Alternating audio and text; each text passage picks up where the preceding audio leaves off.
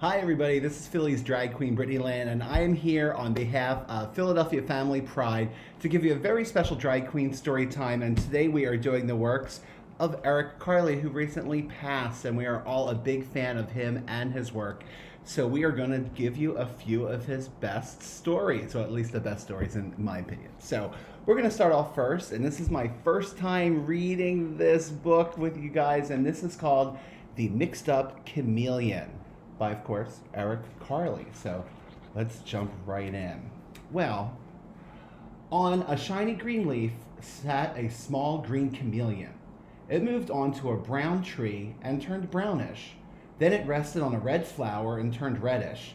When the chameleon moved slowly across the yellow sand, it turned yellowish. You could hardly see it. It's a new book. When the chameleon was warm and had something to eat, it turned sparkling green. But when it was cold and hungry, it turned gray and dull. When the chameleon was hungry, it sat still and waited. Only its eyes moved, up, down, sideways, until it spotted a fly. Then the chameleon's long and sticky tongue shot out and caught the fly. That was its life. It was not very exciting. But one day, the chameleon saw a zoo. It had never seen so many beautiful animals. Look at all of them. Wow. The chameleon thought, how small I am, how slow, how weak. I wish I could be big and white like a polar bear. And the chameleon's wish came true. Now, but was it happy? No. I wish I could be handsome like a flamingo, it said. And look at that, right? I wish I could be smart like a fox. And look, it's got the fox's tail. I wish I could swim like a fish. And now it has the fish fins, and look at it, it's a whole combination going on here. And then it said, I wish I could run like a deer. And now it's got the deer antlers, right? It's got a whole bunch of things going on, doesn't it? Well, he keeps going on and says, I wish I could see things far away like a giraffe. And look, he's got the long giraffe neck. Then he says, I wish I could hide in a shell like a turtle. Now he's got the turtle shell on his back. Then he says, I wish I could be strong like an elephant. Now look at his face. He's got an elephant's face with the trunk and everything. Then he says, I wish I could be funny like a seal. And now he's got, you see the seal fins going on? He's got lots of legs going on here, doesn't he? Right? Looks a little crazy. Then he says, I wish I could be like people. Then a fly flew by, and the chameleon was very hungry. But as you can see, the chameleon was very mixed up. It was a little of this, and it was a little of that, and it couldn't catch the fly. I wish I could be myself, he says, and the chameleon's wish came true, and it caught the fly. The end. See? It rings true to just be who you are and be yourself, right? Everybody always sometimes wishes they could be somebody else, but really, yourself is the best gift that you can give to everyone else. Just being your true self. Let's move on to The Grouchy Ladybug. I feel like this book sums me up sometimes in the morning. Let's see what's going on here. Okay, this is The Grouchy Ladybug by Eric Carle. Okay, here we go. Well, it was night, and some fireflies danced around the moon. At 5 o'clock in the morning, the sun came up. A friendly ladybug flew in from the left. It saw a leaf with many aphids on it and decided to have them for breakfast because ladybugs eat aphids. Kind of gross, right? Well, but then a grouchy ladybug flew in from the right. It too saw the aphids and wanted them for breakfast. Good morning, said the friendly ladybug. Go away, shouted the grouchy ladybug. I want those aphids. We can share them, suggested the friendly ladybug. No, they're mine, all mine, screamed the grouchy ladybug. Or do you want to fight me for him? Boy, she is grouchy, right? And look, this one's just like, good morning.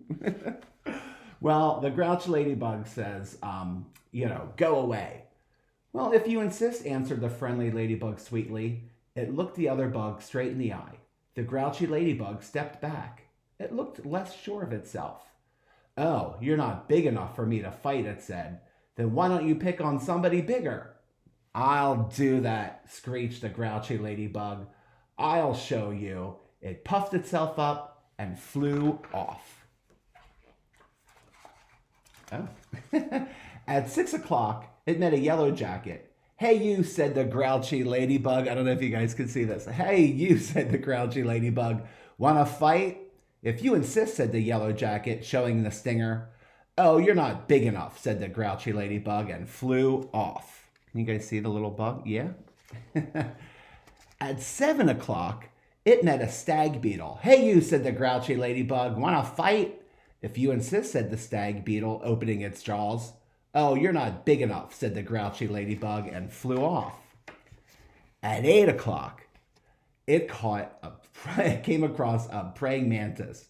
Hey, you, said the grouchy ladybug. You want to fight? If you insist, said the praying mantis, reaching out with its long front legs. Oh, you're not big enough, said the grouchy ladybug, and flew off. At 9 o'clock, it almost flew into a sparrow. Hey, you, said the grouchy ladybug. Want to fight? If you insist, said the sparrow, opening its sharp beak. Oh, you're not big enough, said the great grouchy ladybug, and flew off. Are you seeing a trend here? At 10 o'clock, it saw a lobster. Hey, you, said the grouchy ladybug. Want to fight? If you insist, said the lobster, stretching its claws. Oh, you're not big enough, said the grouchy ladybug, and it flew off. At 11 o'clock, it bumped into a skunk. Hey, you, said the grouchy ladybug. Want to fight? If you insist, said the skunk, starting to lift its tail. Oh, you're not big enough, said the grouchy ladybug, and it flew off. At 12 noon, it spotted a boa constrictor. Hey, you, said the grouchy ladybug. Want to fight? If you insist, said the snake right after lunch. Oh, you're not big enough, said the grouchy ladybug, and flew off. At 1 o'clock, it happened upon a hyena. Hey, you, said the grouchy ladybug. Want to fight? If you insist, said the hyena, laughing eerily and showing its teeth. Oh, you're not big enough, said the grouchy ladybug, and it flew off. At 2 o'clock, it met a gorilla. Hey, you, said the grouchy ladybug. Want to fight? If you insist, said the gorilla, beating its chest. Ah, you're not big enough, said the grouchy ladybug, and flew off. At 3 o'clock, it ran into a rhinoceros. Hey, you, said the grouchy ladybug. Want to fight? If you insist, said the rhinoceros, lowering its horn. Oh, you're not big enough, said the grouchy ladybug. And guess what she did? She flew off. At 4 o'clock, it encountered an elephant. Hey, you, said the grouchy ladybug. Want to fight? If you insist, said the elephant, raising its trunk and showing its big tusks. Oh, you're not big enough, said the grouchy ladybug, and flew off. At 5 o'clock, this has been a long day for her, right?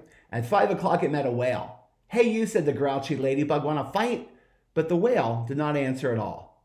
You're not big enough, said the grouchy ladybug, and flew off. At 5:15, the grouchy ladybug said one of the whale's flippers, Hey, you, want to fight? But it got no answer, so it flew on. At 5:30, the grouchy ladybug said to the whale's fin, Hey, you, want to fight? But it got no answer, so it flew on. At 5:45, the grouchy ladybug said to the whale's tail, See, do you want to fight? And the whale's tail gave the grouchy ladybug such a slap, look at it, that it flew across the sea and across the land. At 6 o'clock, the grouchy ladybug arrived right back where it had started from. Ah, here you are again, said the friendly ladybug. You must be hungry. There are still some aphids left. You can have them for dinner. Oh, thank you, said the wet, tired, and hungry ladybug. And the friendly ladybug says, you're welcome. Soon all the aphids were gone. Thank you, said the leaf. You're welcome, answered both ladybugs, and they went to sleep. The fireflies, who had been sleeping all day, then came out to dance around the moon. The end. That ladybug really had a day, did she not? Right? I'm going to read one more story for you kids, and it is called The Very Hungry Caterpillar. Now, this book is very small, and Miss Brittany has very big hands, so we're going to see what we can do. But again, it's for Eric Carle, and it's called The Very Hungry Caterpillar. Okay. In the light of the moon, a little egg lay on a leaf. Can you see the little egg? One Sunday morning, the warm sun came up, and pop, out of the egg came a tiny and very hungry caterpillar. There we go. Can you see? Okay. He started to look for some food. Now, you're supposed to put your fingers in this, but Miss Brittany Lynn's fingers are way too big. On Monday, he ate through one apple, but he was still hungry. On Tuesday, he ate through 2 pears, but he was still hungry. On Wednesday, he ate through 3 plums, but he was still hungry, much like Miss Brittany Lynn. On Thursday, he ate through 4 strawberries. 1, 2, 3, 4, but he was still hungry. On Friday, he ate through 5 oranges. Look, 1, 2, 3, 4, 5. See, I can't get my finger through it, but he was still hungry. On Saturday, he ate through 1 piece of chocolate cake, 1 ice cream cone, 1 pickle, 1 slice of Swiss cheese, 1 slice of salami, 1 lollipop, 1 piece of cherry pie, 1 sausage, 1 cupcake, and 1 slice of watermelon. That night, he had a stomach ache. Well, I don't blame him. The next day was Sunday again. The caterpillar ate through 1 nice green leaf. But after that, he felt much better.